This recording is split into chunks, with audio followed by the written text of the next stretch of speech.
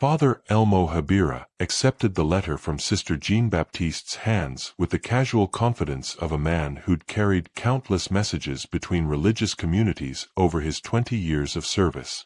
He was a traveling priest, one of those clerics assigned to move between remote parishes and convents, celebrating Mass where no permanent pastor existed, hearing confessions from scattered populations of Catholics who lived too far from established churches to worship regularly.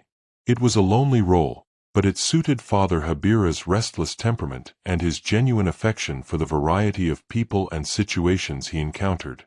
Sister Jean-Baptiste had approached him after Mass at Sacred Mercy in early October of 1850, during his quarterly visit to the convent. She'd been careful, waiting until other sisters had dispersed, catching him in that brief window after the service concluded but before he departed for his next posting.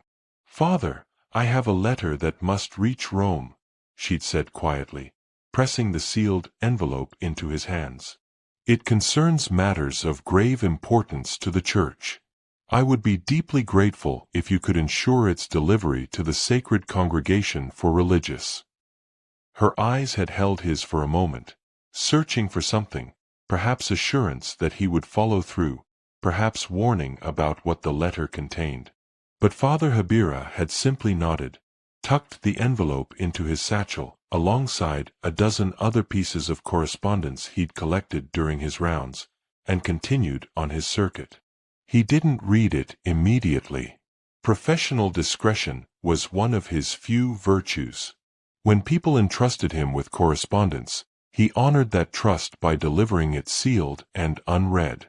But 3 days later, staying in a modest boarding house in New Orleans while waiting for a ship that would carry mail to Rome, curiosity got the better of him. It was evening. The heat had finally broken enough to make the second-floor room bearable. Gas lamps flickered in the street below, casting yellow light that barely penetrated the gathering darkness. Father Habira sat at the small desk, sorting through the various letters and documents he'd collected, organizing them for shipment. Sister Jean-Baptiste's letter stood out, heavier than the others, sealed with wax that bore no identifying mark. Something about its weight suggested significance beyond routine correspondence. He told himself he was simply checking to ensure the address was correct, that he needed to verify the letter's contents were appropriate for delivery to Rome. That as a priest, he had both right and responsibility to screen communications before forwarding them to church authorities. The rationalizations came easily. They always did. He broke the seal carefully, unfolding pages covered in dense Latin script. And as he read, the room seemed to contract around him, the air growing thicker until breathing required conscious effort. In nomine Patris, et Filii et Spiritus Sancti. I, Sister Jean-Baptiste of the Convent of the Sacred Mercy, do hereby attest to events that have transpired within these walls between the years 1845 and 1848. The manuscript ran to 17 pages. 17 pages of documented scandal so comprehensive and damning that Father Habira's hands began to shake by the 3rd page. 12 sisters. 1 enslaved man. 12 children born from encounters that Sister Jean-Baptiste described with clinical precision, not as demonic possession or mass hysteria, but as systematic abuse of power wrapped in the language of forbidden desire. She'd included names, dates, the disposition of each child, which families had received them, how much money had changed hands, what lies had been told to facilitate the adoptions. She'd documented the psychological deterioration of the community, the attempts to maintain secrecy, Mother Superior's role in dispersing the children and isolating Matthias. But most devastating was her analysis of what had actually occurred. She didn't excuse it, didn't claim supernatural influence or mitigating circumstances. She simply stated with unflinching honesty that 12 consecrated women had violated their vows with the same man over 3 years, and that the man in question had possessed no meaningful ability to refuse them given his legal status as property. We held all the power, she'd written. He held none. Whatever consent we believed existed was a fiction we created to make ourselves feel less monstrous. The truth is simpler and more damning. We wanted, and we took, and he could not refuse us without risking his life. Father Habira set down the pages and walked to the window, his legs unsteady. Below, New Orleans continued its evening rhythms, carriages rattling over cobblestones, voices calling in French and English and Spanish, somewhere a piano playing a melody that drifted up through the humid air. He was 43 years old. He'd served the church faithfully since his ordination at 25. He'd heard confessions that would make most lay people blanch: murders, thefts, violations of every commandment. He'd learned to maintain composure in the face of human depravity in all its forms. But this was different. This wasn't individual sin that could be absolved through penance and prayer. This was institutional crisis. A scandal so explosive that if it reached Rome, if it became public knowledge, it would provide ammunition to every Protestant critic who'd ever argued that Catholic religious life was fundamentally corrupt. 12 nuns pregnant by the same enslaved man. 12 children secretly adopted out across the South. The systematic cover-up orchestrated by Mother Superior. And now, documented testimony from a participant willing to name names and provide evidence that could be verified by any serious investigation. If this letter reached the Vatican, if the Sacred Congregation for Religious began asking questions, the entire structure of Catholic authority in Louisiana might collapse under the weight of the revelations. Father Habira returned to the desk and read the manuscript again, more slowly this time, searching for any possibility that it might be fabrication or exaggeration. But the details were too specific, too internally consistent. Sister Jean-Baptiste had included information that could easily be checked: bank transactions, adoption records, the names of priests who'd facilitated placements. No one would invent such a story with this level of verifiable detail unless it was true. He sat for a long time, the pages spread before him, while church bells throughout the city marked the passing hours. 8 o'clock. 9. 10.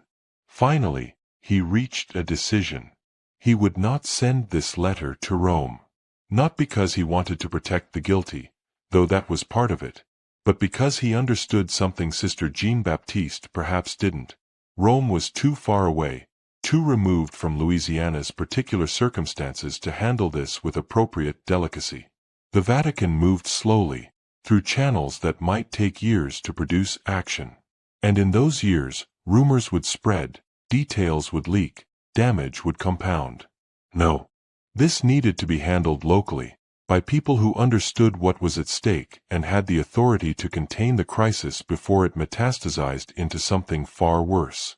Father Habira gathered the pages carefully, tucked them back into their envelope, and made his way through the dark streets of New Orleans toward the Archbishop's residence.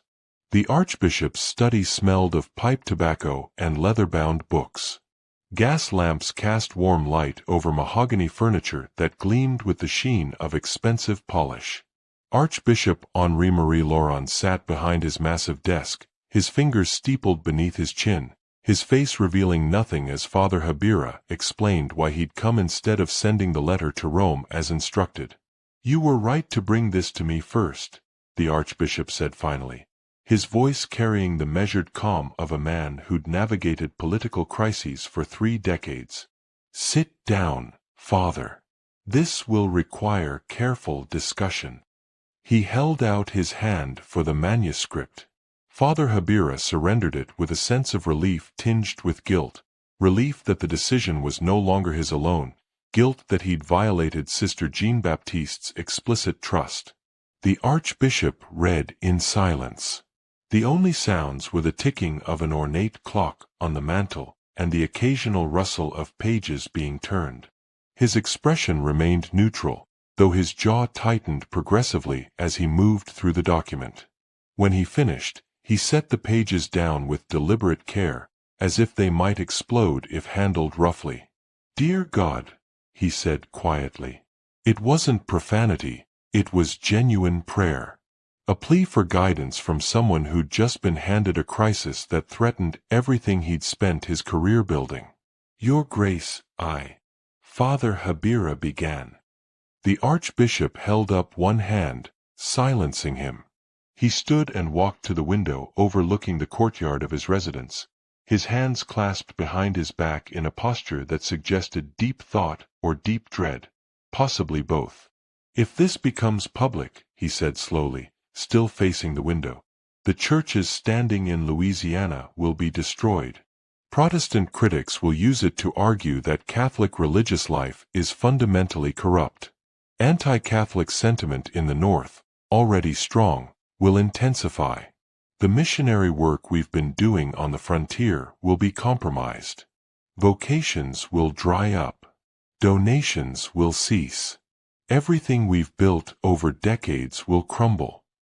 "But the scandal has already occurred," Father Habira said carefully. "The question is whether we address it directly or allow it to potentially emerge in ways we cannot control." "The scandal occurred," the Archbishop agreed, turning to face him. "But it remained contained within the walls of one remote convent. The children have been dispersed. The man in question, this Matthias, is enslaved and therefore cannot speak freely. The sisters themselves are bound by vows of obedience. With proper management, this need never become public knowledge." Father Habira felt something cold settle in his stomach. Sister Jean-Baptiste clearly believes Rome should know. She documented everything precisely because she wants action taken. "Sister Jean-Baptiste," the Archbishop said, his tone hardening, "has created the very weapon that could destroy the church she claims to serve. Her motivations may be pure, but her judgment is catastrophic. If she truly cared about the church's mission, she would have maintained silence and accepted whatever penance Mother Superior assigned." He returned to his desk, gathering the manuscript pages and tapping them against the mahogany surface to align them precisely. "This requires immediate intervention. I will travel to Sacred Mercy personally. The sisters will be dispersed to separate convents where they can do no further damage. The man will be handled appropriately. And this manuscript," he held up the pages, "will be secured where it can never cause the harm Sister Jean-Baptiste apparently desires." "And what of justice?" Father Habira asked quietly. "Sister Jean-Baptiste raises valid concerns about power and consent, about institutional responsibility, about justice," the Archbishop interrupted sharply, "is a luxury we cannot afford when the very foundation of Catholic faith in this region hangs in the balance. You speak of justice for one enslaved man and 12 misguided women. I speak of justice for the thousands of Catholics who depend on the Church for their spiritual sustenance. For the souls that will be lost if the Church's moral authority collapses. For the greater good that requires individual sacrifices." The clock chimed 11 times, each strike echoing in the heavy silence that followed. Father Habira understood he was being dismissed. Understood that his role in this drama had concluded the moment he'd surrendered the manuscript. Understood that what happened next would be decided by men with more power and less scruple than he possessed. "Will you keep me informed?" he asked, already knowing the answer. "You will be informed of what you need to know when you need to know it," the Archbishop said. "For now, your part is to continue your circuit and speak of this to no one.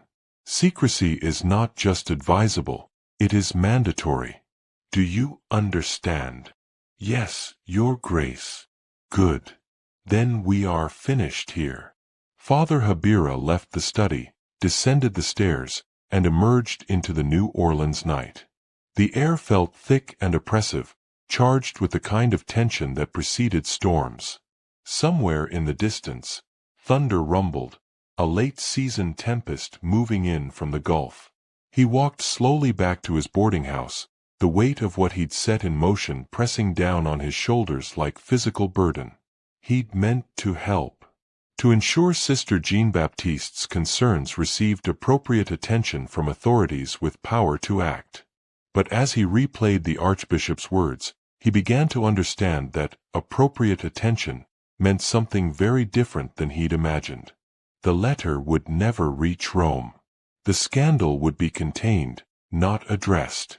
And Sister Jean-Baptiste's carefully documented truth would disappear into whatever vault the Archbishop used for secrets too dangerous to acknowledge, but too significant to destroy. In his study, Archbishop Henri-Marie Laurent sat alone with the manuscript spread before him. He read it again, more carefully this time, marking passages that would need to be verified before he acted. This was worse than he'd initially thought. Not just because of what had occurred, but because Sister Jean-Baptiste had documented it so thoroughly. She'd created a roadmap to scandal, a guide that any investigator could follow to confirm every damning detail. Such documents were dangerous precisely because they existed. Because once truth was written down, it acquired a kind of persistence that verbal secrets never achieved. Words on paper could survive their authors, could be copied, could surface decades later in contexts no one could predict or control. The Archbishop understood something that Sister Jean-Baptiste apparently didn't. Truth was not always virtue. Sometimes truth was simply ammunition that destroyed more than it illuminated. He would travel to Sacred Mercy within the week. He would bring Father Habira and a Jesuit priest skilled in canonical law, someone who could ensure every action taken had legal justification within church framework. The sisters would be dispersed. The man would be eliminated from the equation, freed, perhaps, and sent north where his testimony would be worthless. Or perhaps something more permanent. That decision could wait until he'd assessed the situation personally. And Sister Jean-Baptiste, with her dangerous commitment to documented truth, would be sent somewhere remote enough that her voice would never carry beyond the wilderness that surrounded her. The Archbishop gathered the manuscript and locked it in his private safe, a heavy iron box imported from France that required 3 separate keys to open. Only he possessed all 3 keys. The manuscript would rest there, secure and secret, until such time as destroying it became advisable. He extinguished his desk lamp and sat in darkness, listening to rain begin pattering against the windows as the storm finally arrived. Outside, New Orleans slept, unaware that one of its shepherds had just decided to sacrifice truth on the altar of institutional preservation. The scandal at Sacred Mercy would be buried. The church would survive. And the people involved, sisters, children, and one enslaved man whose life had been used by everyone with power over him, would pay whatever price that survival required. The Archbishop had made his decision, and in making it, he'd set in motion events that would determine whether Sister Jean-Baptiste's truth would ever see light beyond the walls where it had been born. The choice was no longer hers. It belonged now to men who'd never set foot in Sacred Mercy, but who would decide its fate from the comfortable distance of authority. The weight of what came next had been transferred. And Father Habira, walking through rain-soaked streets back to his boarding house, understood with terrible clarity that he'd been the instrument of that transfer. He'd meant to help deliver truth to those who could act on it. Instead, he'd delivered it to those whose greatest skill was ensuring certain truths never traveled beyond the rooms where they were first spoken. The carriage arrived at Sacred Mercy just after dawn on October 20, 1850, moving slowly down the shell road to avoid announcing its approach with unnecessary noise. No banners marked the vehicle.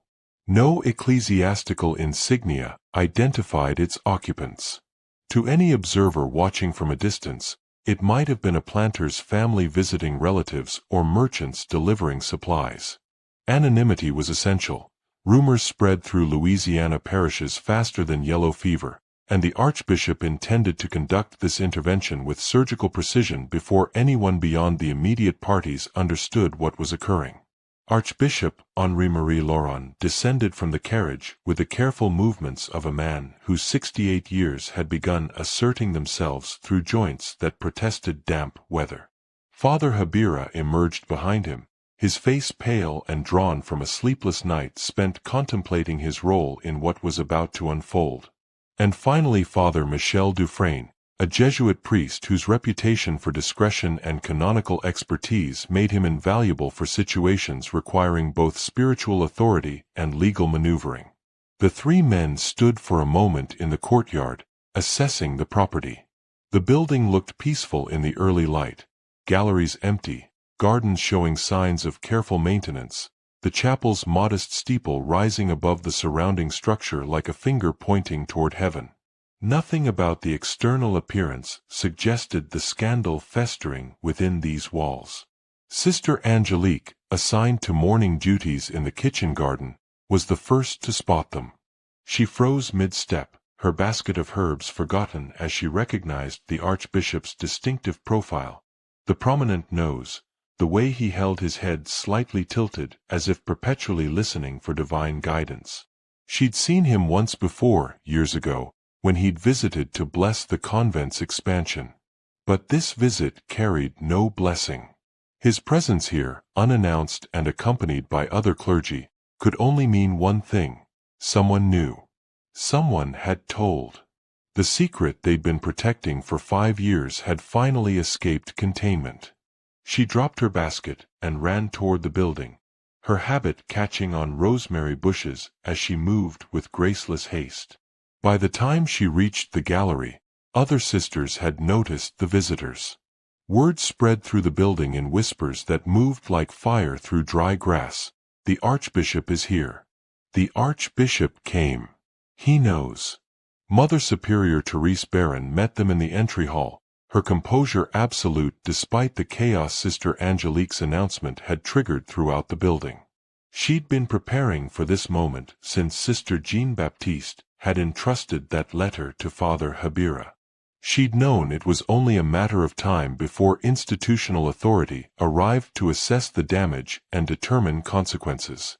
"Your Grace," she said, bowing her head in the gesture of respect protocol demanded. "We were not expecting your visit, but sacred mercy welcomes your presence." "Where we can speak privately," the Archbishop said without preamble. His tone was not unkind, but it carried no warmth. This was business, not pastoral care.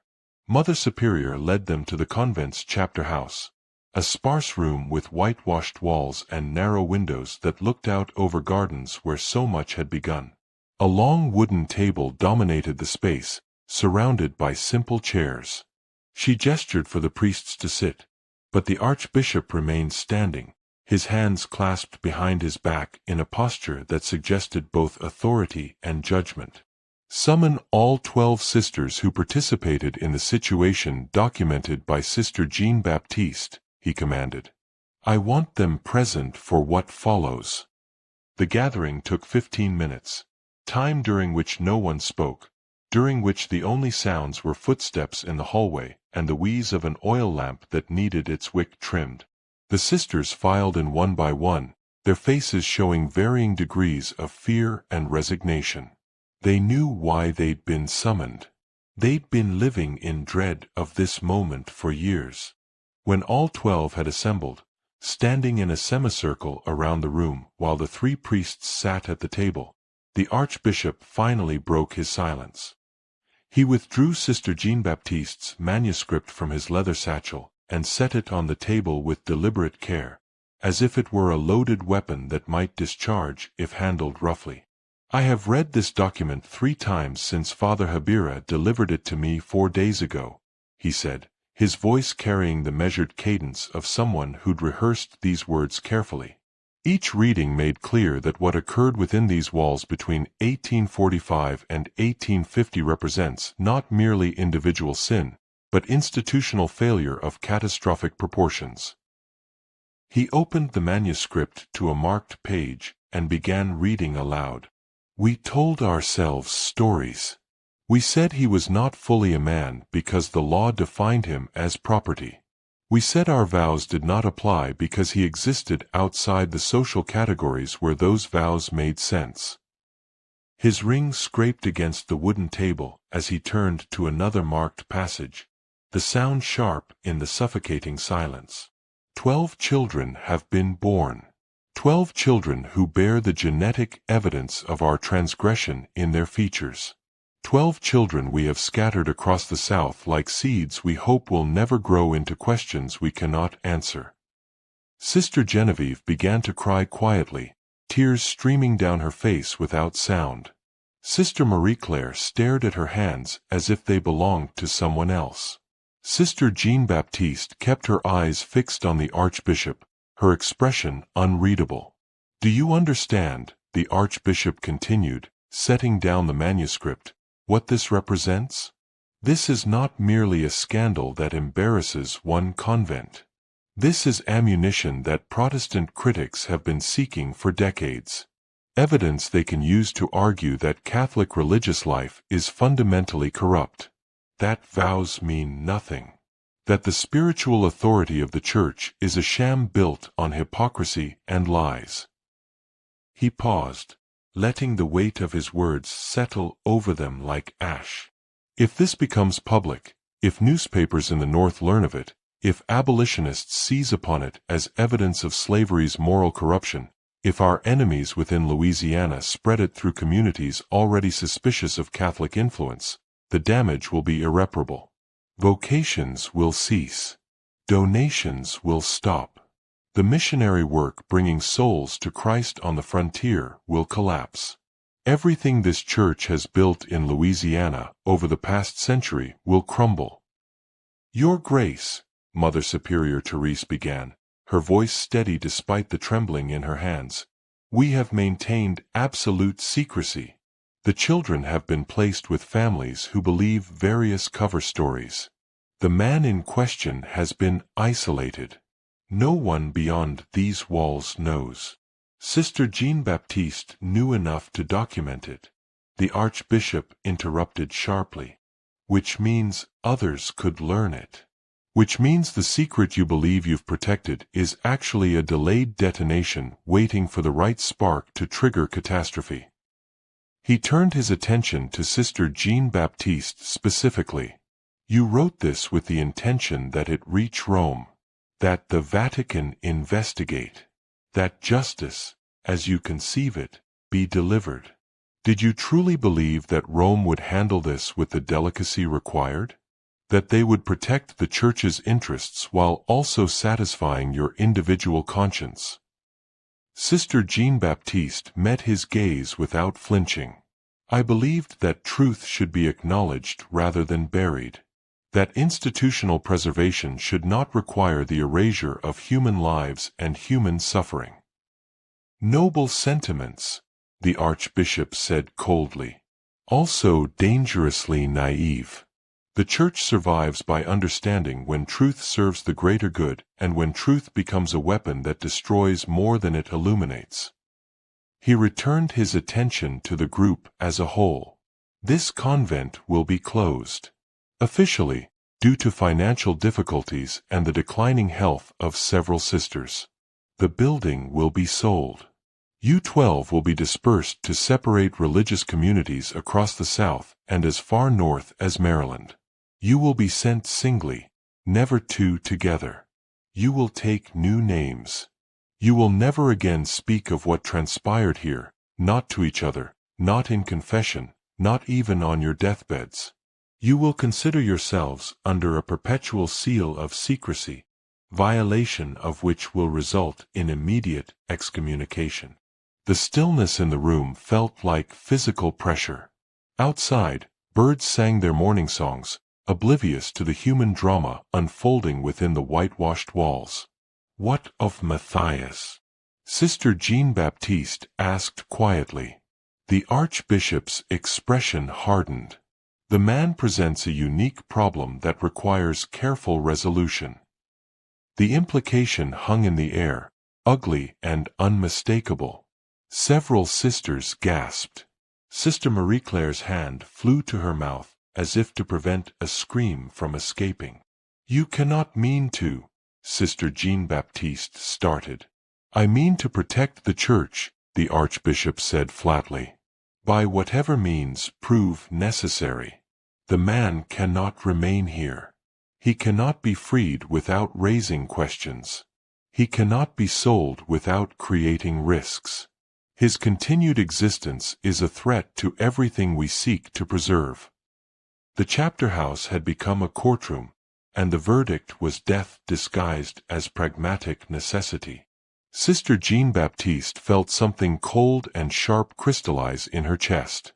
She'd written her manuscript hoping for justice. Instead, she'd provided the roadmap for a cover-up so complete it would erase not just the scandal but the one person who'd been genuinely innocent throughout. She thought about the copies she'd made, the insurance she'd prepared during those long nights of careful writing, the weapon she'd hoped would never need deploying. The time had come to use it. But first, she needed to understand exactly what the Archbishop intended. Needed to hear him state clearly what his careful resolution meant for a man whose only crime had been existing in proximity to power that had used him without conscience. "Your Grace," she said, her voice carrying steel beneath its surface calm, "before you proceed with dismantling this community, there is something you should know." The Archbishop turned to her, one eyebrow raised in inquiry or warning, perhaps both. "I made additional copies of my manuscript," Sister Jean-Baptiste said. "4 in total. 1 you now possess. 1 remains in my possession. The other 2 are positioned where they cannot be easily retrieved or destroyed." The color drained from the Archbishop's face. Father Dufresne leaned forward, his expression sharp with sudden understanding of how dramatically the situation had just shifted. "You would not dare," the Archbishop said quietly. "I would dare anything," Sister Jean-Baptiste replied, "to prevent the murder of an innocent man, to protect guilty institutions." The oil lamp wheezed again, its flame guttering as if the room itself had gasped. Outside, the first drops of rain began falling on the gallery roof, irregular, tentative, like the opening notes of a storm that had been building for years and was finally ready to break. Sister Jean-Baptiste reached into the lining of her habit and withdrew a folded document, thinner than the original manuscript but clearly substantial. She placed it on the table between herself and the Archbishop with the same deliberate care he'd used when setting down her original letter. A chess move. A declaration that the game he thought he controlled had suddenly shifted into territory he hadn't anticipated. "This," she said calmly, "is a summary of the full manuscript. 20 pages documenting everything that occurred at Sacred Mercy between 1845 and 1850. Names, dates, the disposition of the 12 children, the amounts of money exchanged, the priests who facilitated adoptions, specific bank transactions from the convent's accounts." The Archbishop stared at the document as if it were a serpent coiled to strike. "As I mentioned, 4 copies exist," Sister Jean-Baptiste continued. "You hold the first in your satchel, the complete manuscript I entrusted to Father Habira. This summary is the second. The third copy was mailed 3 weeks ago to my cousin in Mobile, who is married to a journalist with connections to abolitionist newspapers in the North. He has instructions to hold it unopened unless I send word, or unless I fail to write to him by the first day of each month. 3 weeks have passed since my last letter. He will be expecting correspondence within 10 days. Father Dufresne, the Jesuit, leaned back in his chair with something that might have been admiration or horror crossing his features. "You've created a dead man's switch," he said quietly. "Clever. Dangerous. Potentially suicidal." "The fourth copy," Sister Jean-Baptiste continued, ignoring the Jesuit's commentary, "is with Helene. She cannot read, but she understands its importance.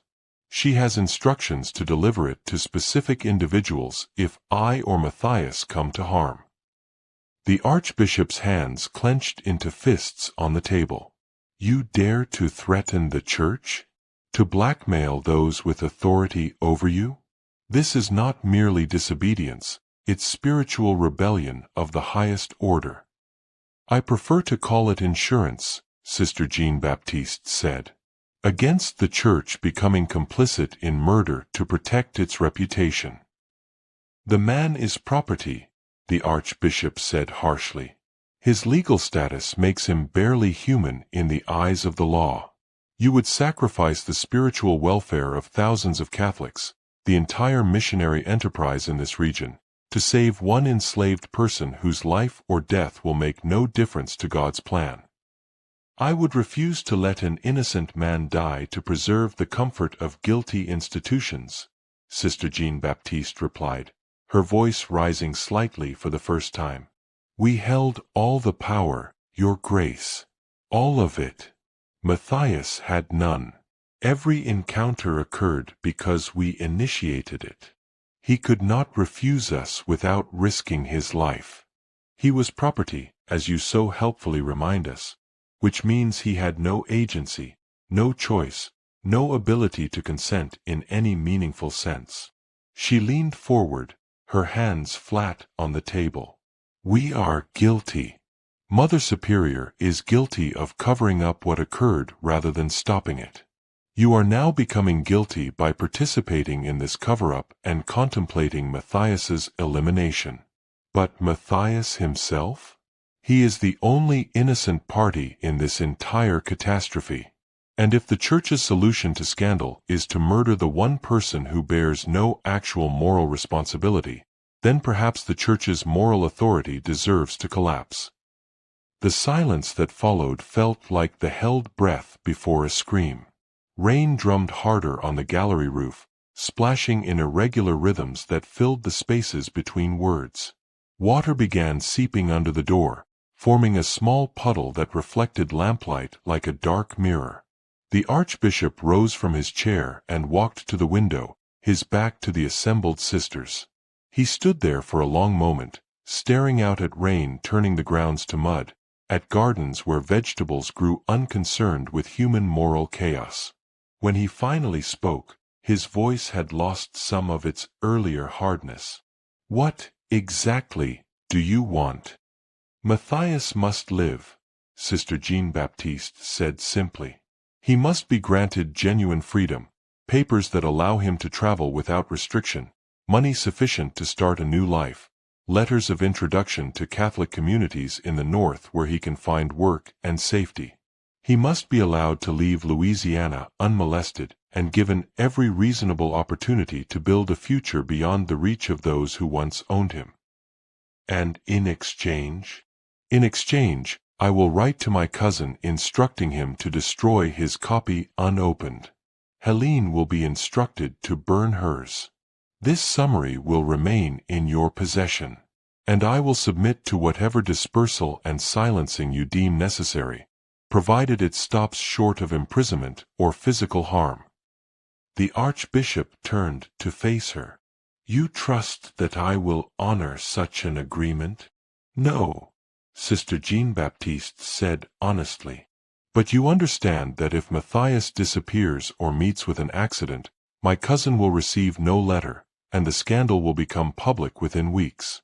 Your choice is between compromised containment, where Matthias lives but potentially remains a witness, or guaranteed exposure if you eliminate him. Father Dufresne spoke up quietly. She's correct, Your Grace. From a purely strategic perspective, freeing the man and sending him north actually solves multiple problems. It removes him from the situation. It makes his potential testimony worthless. Who would believe an illiterate former slave claiming to have fathered children with nuns? The story would sound like delusion or attention-seeking, and it allows us to maintain that we acted with mercy rather than malice. He can read and write, Sister Angelique said suddenly, her voice small but clear. Matthias can read and write. He's not illiterate. Father Dufresne's expression shifted slightly, recalculating based on this new variable. A literate black man was more dangerous than an illiterate one. Literacy meant the ability to document, to correspond, to potentially collaborate with abolitionists who would love nothing more than a scandal connecting Catholic institutions with slavery's abuses. But the Jesuit's strategic mind was already adapting. Even so, he said, a freed black man in the North making claims about Southern nuns will be viewed with skepticism at best, hostility at worst. He has no evidence beyond his own testimony. And testimony from someone of his background, his race, his former legal status, it carries little weight against institutional denial. The Archbishop returned to his chair slowly, his age suddenly more apparent in the way he moved. He looked exhausted, drained by the impossible calculations required to navigate between justice and preservation, between individual lives and institutional survival. If I agree to these terms, he said finally, there will be conditions beyond simple freedom. Matthias will be required to leave Louisiana immediately and permanently. He will be forbidden from ever returning. He will be explicitly warned that any attempt to publicize what occurred will result in consequences for the 12 children we've placed across the South. Children who are now living as legitimate members of respectable families and whose lives would be destroyed if their origins became known. Sister Jean-Baptiste's jaw tightened.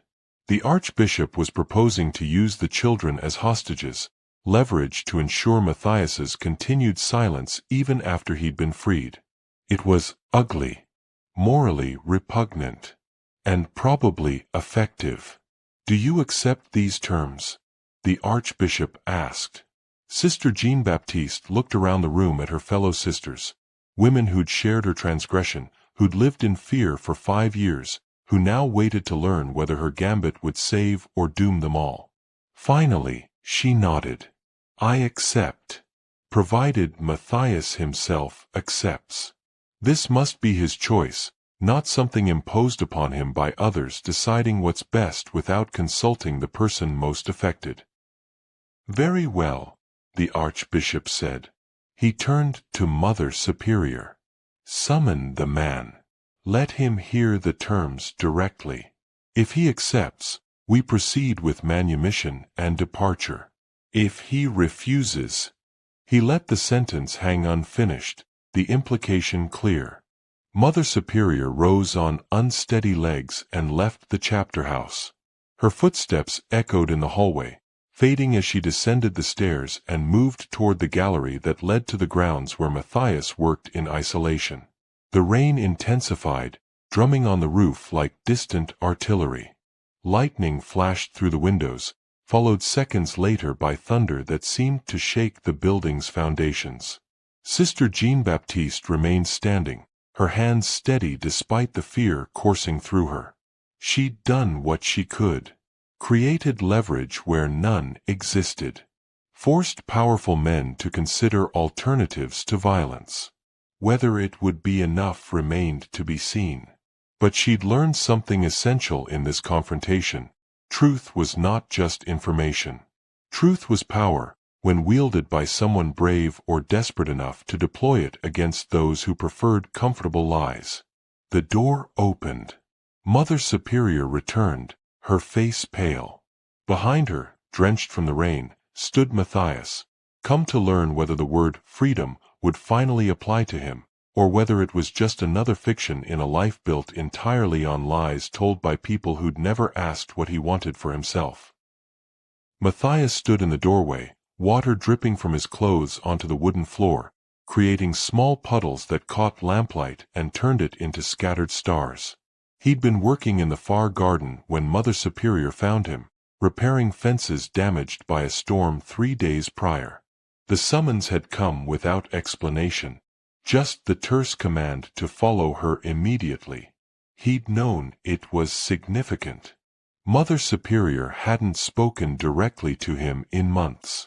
Now, standing before the Archbishop and assembled sisters, he understood that whatever came next would determine whether he lived or died.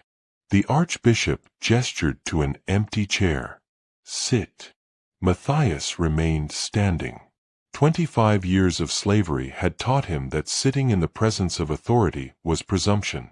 Better to stand and await permission than sit and risk punishment for overstepping. "Please," Sister Jean-Baptiste said softly. "Sit. What we're about to discuss requires you to understand you have a voice in the decision." He sat carefully, his wet clothes soaking into the wooden seat. The Archbishop laid out the terms with clinical precision. Manumission. Freedom papers bearing the Archbishop's official seal. $50 in coin, enough to establish himself in a new city.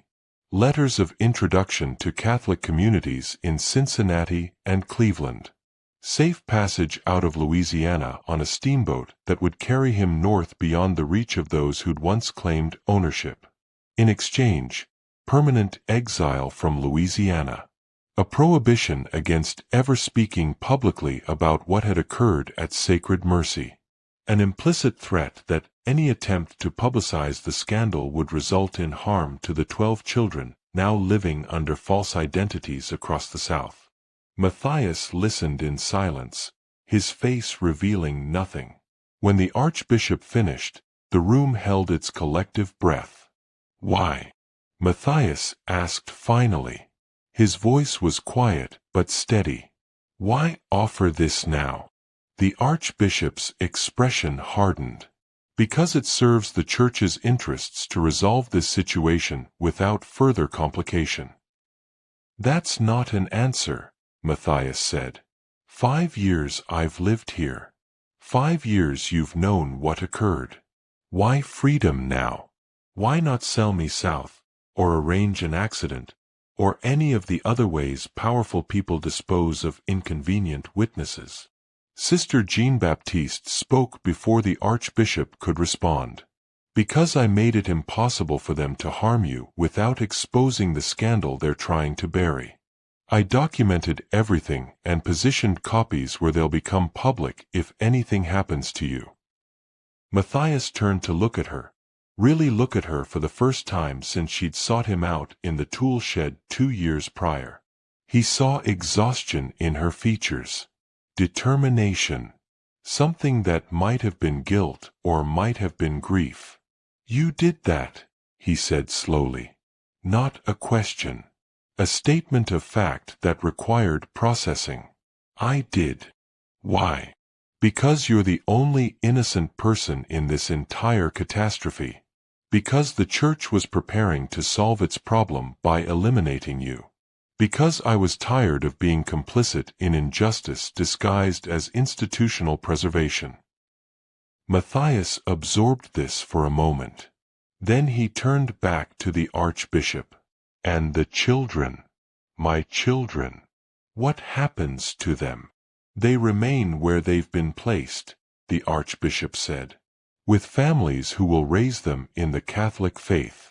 They will never know the circumstances of their birth. You will never meet them, never contact them, never attempt to insert yourself into their lives. That is non-negotiable." Pain flickered across Matthias's face, brief but unmistakable. 12 children who carried his blood, his features, his genetic legacy. 12 lives he'd helped create but would never be permitted to acknowledge or influence. "Do I have a choice?" he asked. "Or is this just a different kind of slavery, where instead of being property on a plantation, I'm property in exile?" The Archbishop's jaw tightened. "You have the choice to refuse. In which case? In which case you'll find another solution that doesn't involve my continued breathing," Matthias finished. "I understand how this works, Your Grace. I've been property long enough to recognize when my options are die now or leave forever." "Then what is your answer?" Matthias looked around the room one final time. At Mother Superior, who'd purchased him for $650 and never once treated him as human. At the 12 sisters who'd used him and would now scatter across the South to live in enforced silence. At Sister Jean-Baptiste, who'd at least tried to force justice where none would have otherwise existed. "I accept," he said quietly. "I'll take your papers and your money and your letters. I'll leave Louisiana and never return. I'll build whatever life is possible for a black man in the North with literacy and carpentry skills and no family to speak of." He paused, then added with quiet intensity, "But understand something. I'm not accepting because I think this is just. I'm accepting because survival sometimes requires swallowing injustice to live long enough to build something better. And maybe, somewhere far from here, I can be something other than property or problem. Maybe I can just be a man." The Archbishop nodded curtly. "Father Dufresne will prepare your manumission papers immediately. You'll depart tomorrow at dawn. Mother Superior will provide you with suitable clothing and arrange transport to the St. Martinville landing. From there, you'll take the Pt2 to New Orleans, then transfer to a northbound vessel." "Understood. Then we're finished here." But Sister Jean-Baptiste stood abruptly. "I want to speak with him. Privately. Before he leaves." The Archbishop's expression suggested he wanted to refuse, but Sister Jean-Baptiste had already proven she possessed leverage he couldn't simply override. "5 minutes," he said tightly. "In the chapel. With Father Habira present as witness." The chapel felt different at midday, light streaming through the modest stained glass, casting colored patterns across empty pews that had witnessed so many hours of prayer from women whose vows had crumbled under the weight of human frailty.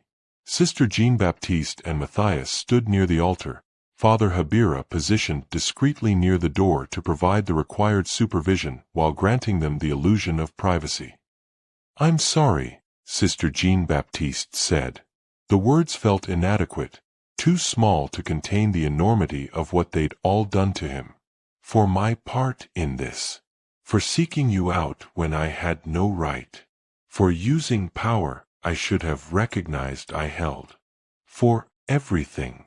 Matthias studied her face. "You're the only one who apologized. The only one who fought for me to live.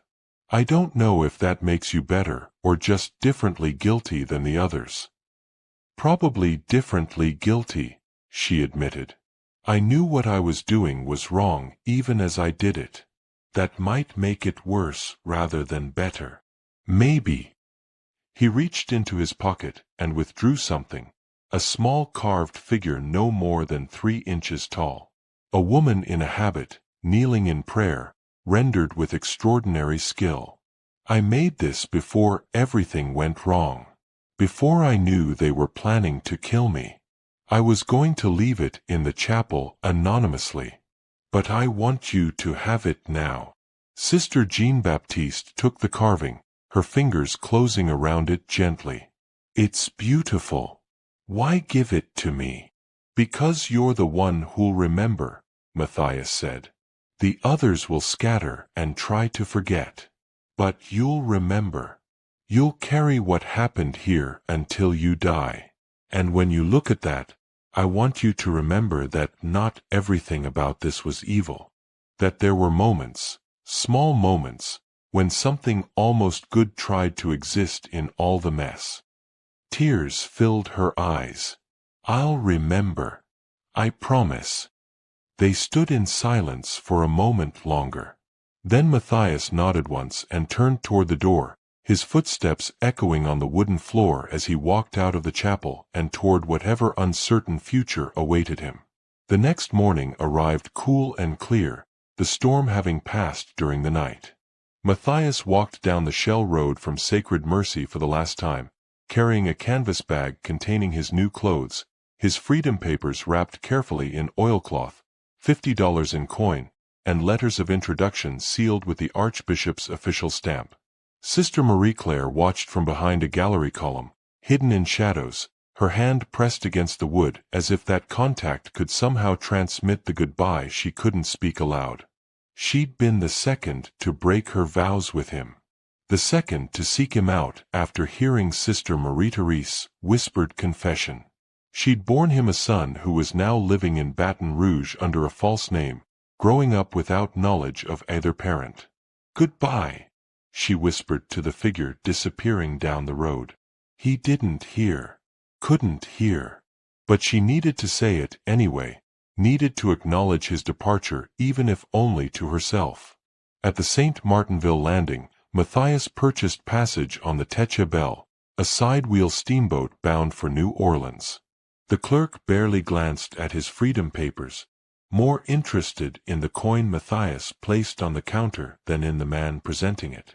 The boat's manifest recorded his name as Matthias Duval, the surname his choice, taken perhaps from the street where Sacred Mercy stood, or from some private meaning he'd never share.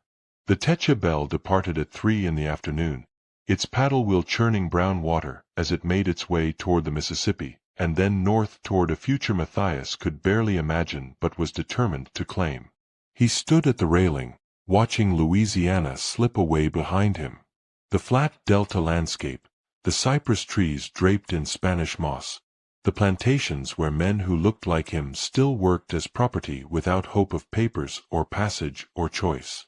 He was 25 years old. He could read and write.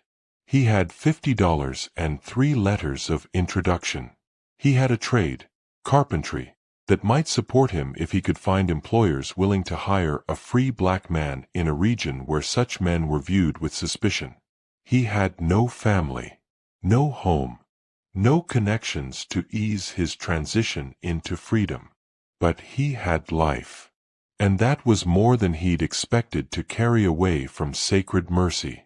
Somewhere ahead lay Cincinnati or Cleveland or whatever city would accept him. Somewhere ahead lay the possibility of work, of building something permanent, of perhaps even finding someone to share his life with, someone who'd never need to know about Louisiana or nuns or children he'd fathered but would never hold. The chapel bell at Sacred Mercy tolled in the distance, calling the sisters to none, that mid-afternoon prayer that marked the passing hours toward evening. Matthias listened until the sound faded completely, swallowed by distance and the throb of the steamboat's engines. Then he turned away from the railing and walked toward the passenger cabin, ready to face forward rather than back. Behind him, Sacred Mercy continued its routines, prayers and silences and the careful maintenance of secrets. But one ghost had finally been released, allowed to step from shadow into uncertain light. And in her cell, Sister Jean-Baptiste held a small wooden carving of a woman at prayer, knowing she'd carry the weight of what they'd done for the rest of her life, but taking small comfort in the knowledge that at least one innocent person had survived the reckoning. The dispersal occurred within the week, executed with the efficiency of a military operation.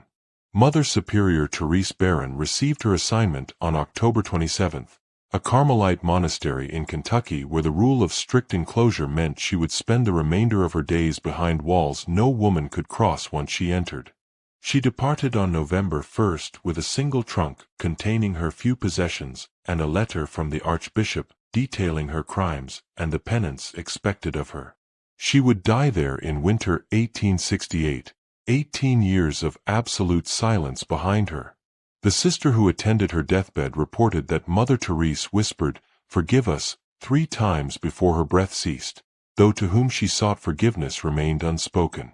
Sister Marie-Therese, who'd been the first to break, was sent to a teaching convent in Baltimore where she would spend 23 years instructing Irish and German immigrant daughters in reading and catechism. She became known as an excellent teacher but unusually withdrawn, never volunteering information about her past. She died of consumption in 1873 and was buried under a simple stone bearing only her religious name and dates. Sister Angelique, the youngest, went to a mission convent in Arkansas serving Creek Indians and scattered settlers. The conditions were brutal: rough cabins, minimal food, constant threats from disease and occasional violence. She lasted 7 years before malaria weakened her to the point of uselessness. She died in Little Rock in 1859, age 32, her final letter containing one cryptic line: "I have paid what I owed and I'm ready to face my judge."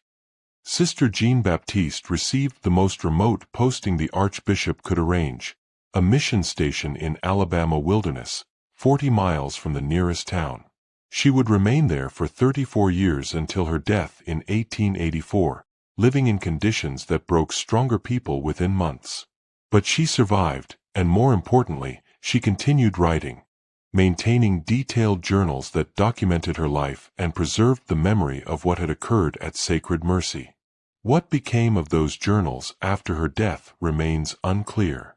Some testimony suggests she entrusted them to a traveling priest with instructions they be delivered to someone who would understand their importance. Whether those instructions were followed is unknown. The remaining 8 sisters were scattered to convents across Louisiana, Mississippi, Alabama, and as far north as Maryland. Each was given a new name. Each was explicitly instructed never to communicate with the others. Each lived under the permanent threat of excommunication if they violated the silence imposed upon them. Most survived into old age, living decades beyond Sacred Mercy.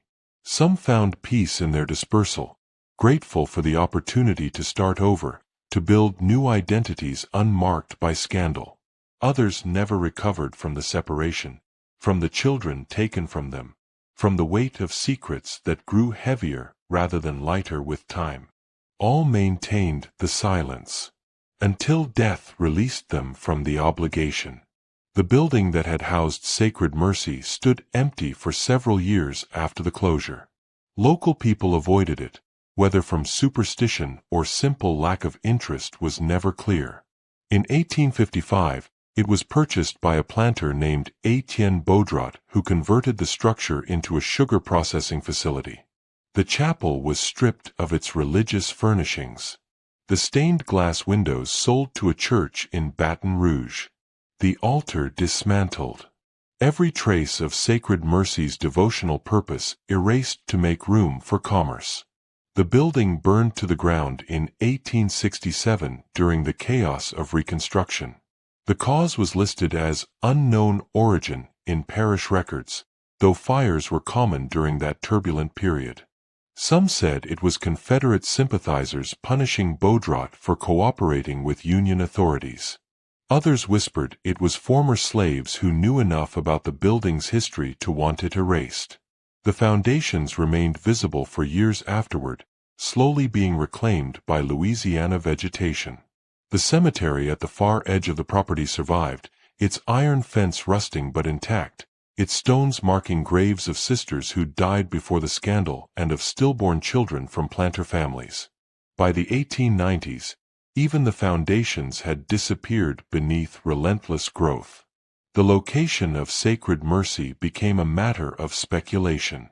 Old-timers could point vaguely north and say the convent was out that way somewhere, but precise locations were lost as people who'd known the place firsthand died off. The scandal that the archbishop had feared never materialized, at least not during the lifetimes of those involved. The story was told only in whispers, passed down within families who had reason to remember. Descendants of Helene who'd delivered the babies, relatives of the sisters who knew something had gone wrong but could never learn the full truth, members of the 12 families who'd received the children and sometimes noticed peculiarities that didn't align with the stories they'd been told. The church survived, as it had survived countless scandals before, through the time-tested strategy of silence, dispersal, and systematic erasure of inconvenient evidence. But evidence persisted anyway. The bill of sale for Matthias, recorded in St. Mary Parish records, showed an unusually high price paid by the convent of the Sacred Mercy in March 1845. The transaction was public record, available to anyone who thought to look. The Freedom Papers issued to Matthias Duval in November 1850 were filed with the parish courthouse, bearing the archbishop's official seal on a document that normally would have required only a magistrate's approval. The level of ecclesiastical involvement was unusual, noteworthy to anyone familiar with standard manumission procedures. Baptismal certificates for some of the 12 children contained details that didn't quite match their supposed origins.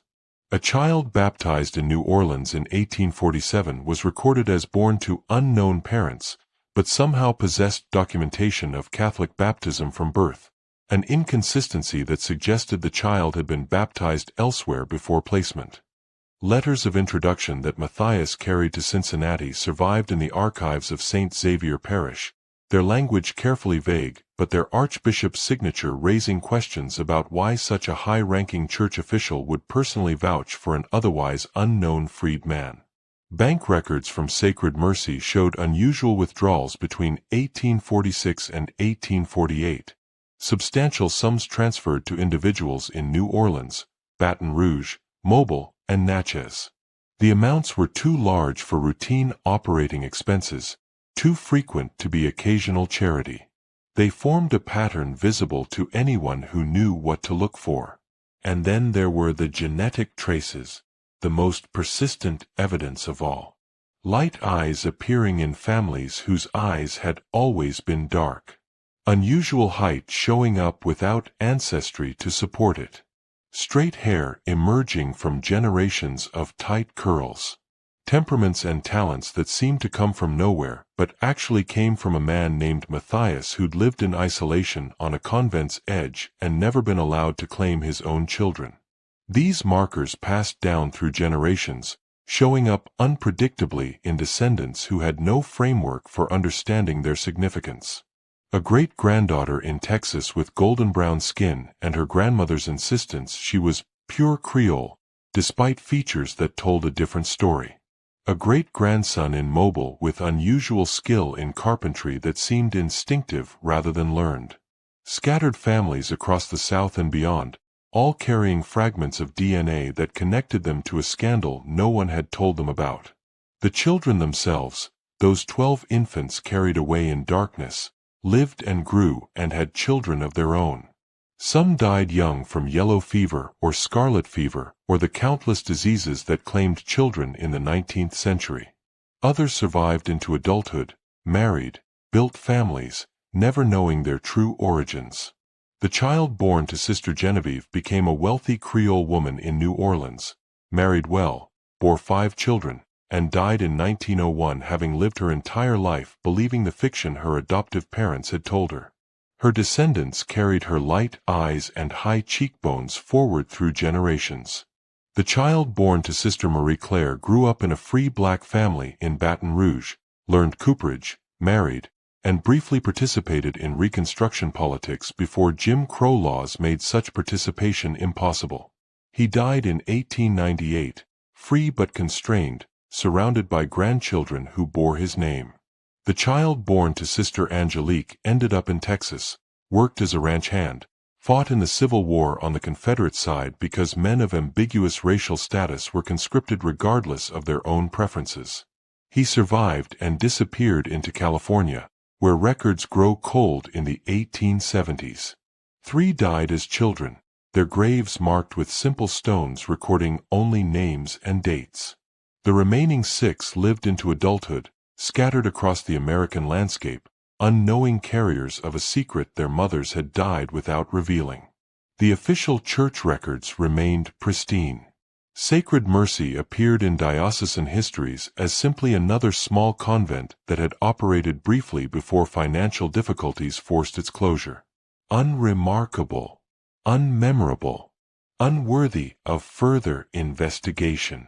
The sisters who'd lived there were recorded in various locations across the South, their previous posting at Sacred Mercy mentioned only in passing if at all. The careful dispersal had done its work, separating them so completely that no pattern emerged to suggest shared scandal. Mother Superior Therese Barron's death notice in Kentucky made no reference to Louisiana. Sister Marie-Therese's obituary in Baltimore mentioned only her decades of teaching service. Sister Jean-Baptiste's brief notice from Alabama described her as a missionary who'd served isolated populations with dedication. The institutional memory had been scrubbed clean. Or so it appeared. But in 1923, a graduate student researching Catholic history in Louisiana found something odd while examining parish records in St. Martinville. A series of property transactions that didn't quite make sense. The purchase of an enslaved man by a convent at an unusually high price. His subsequent manumission 3 years later with papers bearing an archbishop's seal. The timing coinciding with the closure of the convent itself. The student made notes but didn't pursue the thread. It seemed like minor administrative irregularity, interesting but not significant enough to warrant deep investigation. In 1957, a genealogist helping a Texas family trace their ancestry encountered baptismal records that contained peculiar gaps. A woman born in 1847 whose parents were listed as unknown, but who somehow possessed documentation suggesting she'd been baptized shortly after birth by a priest whose assignment was to a convent in Louisiana. The genealogist noted the oddity but couldn't resolve it with the limited records available. In 1982, a historian studying enslaved literacy in the antebellum South came across references to a freedman named Matthias Duval who'd appeared in Cincinnati in 1850 with an unusual level of education and documentation suggesting high-level church involvement in his manumission. The historian included a footnote about the case in a larger work, but had no access to Louisiana records that might have provided context.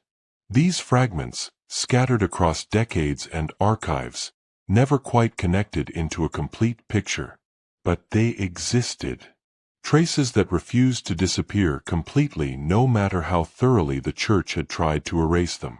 In 2008, a researcher examining the role of women's religious communities in antebellum Louisiana requested access to archived correspondence from the New Orleans Archdiocese. Among boxes of routine communications, requests for supplies, reports on school enrollments, notifications of sisters' deaths, she found a single letter that had been misfiled. It was addressed to the Archbishop, dated October 1850, written in Latin by someone identified only as J.B. The letter ran 7 pages, describing events at a convent called Sacred Mercy in language that was simultaneously precise and devastating.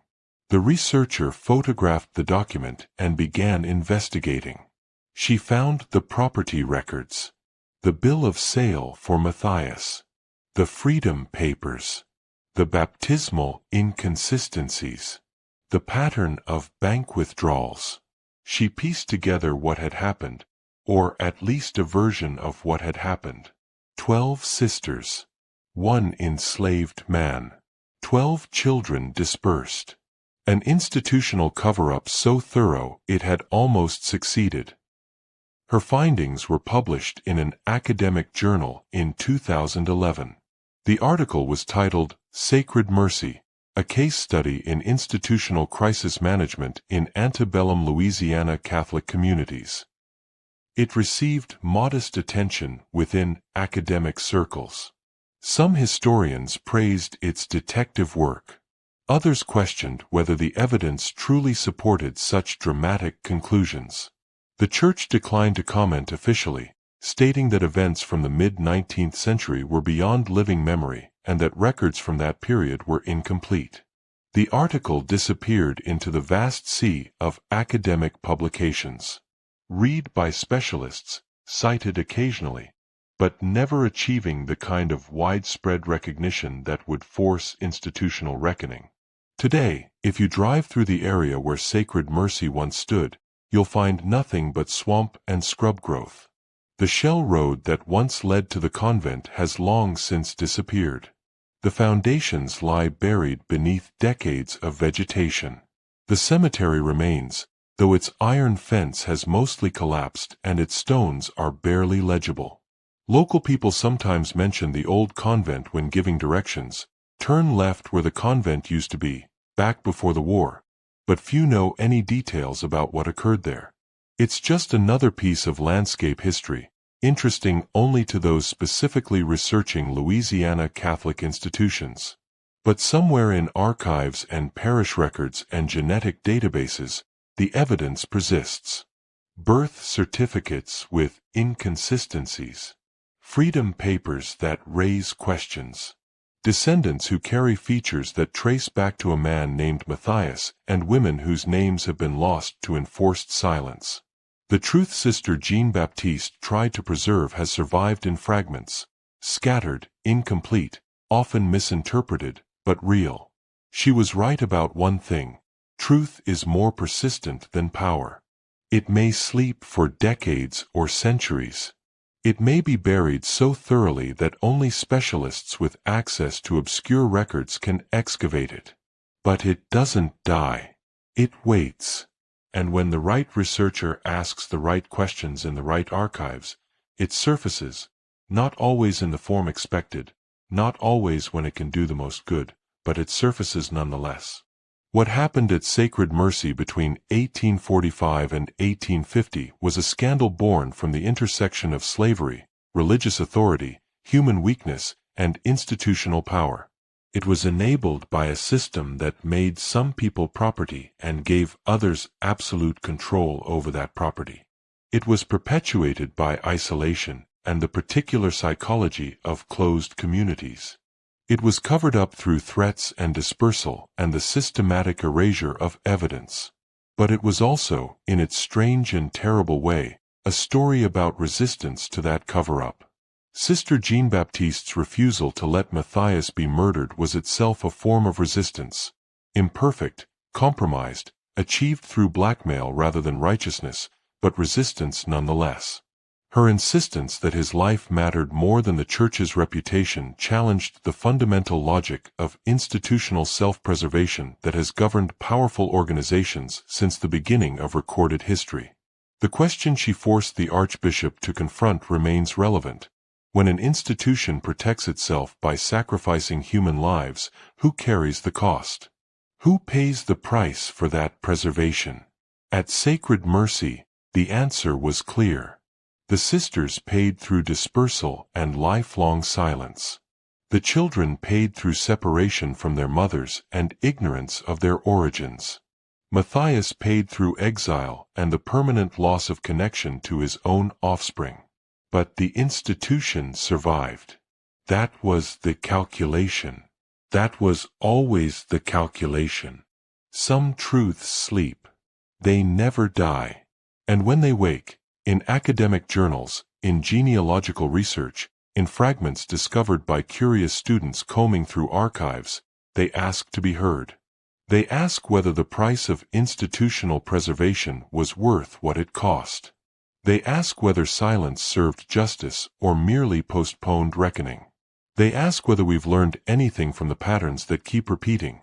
Powerful institutions choosing preservation over accountability, vulnerable individuals bearing the consequences of elite failures, truth buried beneath layers of official denial until time and distance make it safe to acknowledge. Sacred Mercy is gone. Its building burned. Its sisters scattered and silenced. Its secrets buried beneath generations of deliberately maintained ignorance. But the questions it raises remain as urgent today as they were in 1850. What do we owe to truth when truth threatens institutions we depend on? What do we owe to the powerless when protecting them requires challenging the powerful? What do we owe to the past when the past reveals patterns we're still repeating? The cypress swamps of Louisiana keep their secrets well, but not forever. Never forever. Somewhere in those swamps lie the physical traces of Sacred Mercy. Bricks and iron and stones marking graves of people whose stories were deliberately erased. And somewhere in the bloodlines of America live the descendants of what happened there, carrying within them the genetic evidence of events their ancestors tried to bury. The truth waits in both places. Patient. Persistent. Ready to surface when someone finally asks the right questions and refuses to accept comfortable lies in place of uncomfortable reality. Some truths sleep. They never die. And when they wake, they demand to be heard, not for revenge, not even primarily for justice, but simply because truth matters. Because remembering matters. Because understanding how power operates and who pays its price matters if we're ever to build something better than the patterns we keep inheriting. Sacred mercy is silent now. Has been for over a century and a half. But its questions echo still, waiting for anyone brave enough, or curious enough, or stubborn enough to listen. What do you think of this story? Leave your comment below, and tell me what you think about this complex story of power. If you found this exploration of a hidden scandal compelling, if it made you think about how power operates and who pays the price when the powerful seek to protect themselves, subscribe, hit the notification bell, and share with someone who appreciates history's darker truths. The past is never as simple as we wish it were. And the stories that make us most uncomfortable are often the ones most worth remembering because they teach us something essential about human nature and the structures of power that shape all our lives. See you in the next video.